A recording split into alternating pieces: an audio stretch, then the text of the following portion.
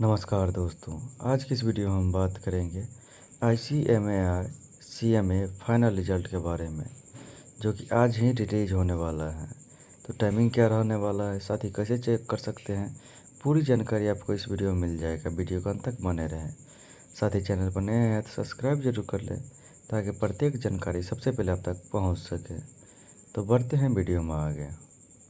ICMAI CMA final result आज 5 अगस्त को जारी किया जाएगा। टाइमिंग की बात करें तो आज 5 अगस्त को 10 से 4 के बीच कभी भी जारी किया जा सकता है, जिसे आप ICMAI के ऑफिशियल पोर्टल से चेक कर सकते हैं, जिसका लिंक डिस्क्रिप्शन में दिया गया है। आप वहां से भी जा सकते हैं। वही बात करें इसे डाउनलोड कैसे करेंगे।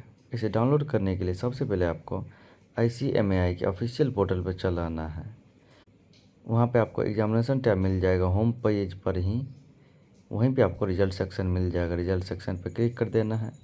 इसके बाद आपको मिल जाएगा CMA final exam result link. उस पर क्लिक कर देने के बाद आप अपना 11 नंबर का रजिस्ट्रेशन नंबर जब दीजिएगा और लॉगिन कीजिएगा, तो आपका एप्लीकेशन खुल के चल आएगा, आपका रिजल्ट देखने को मिल जाएगा।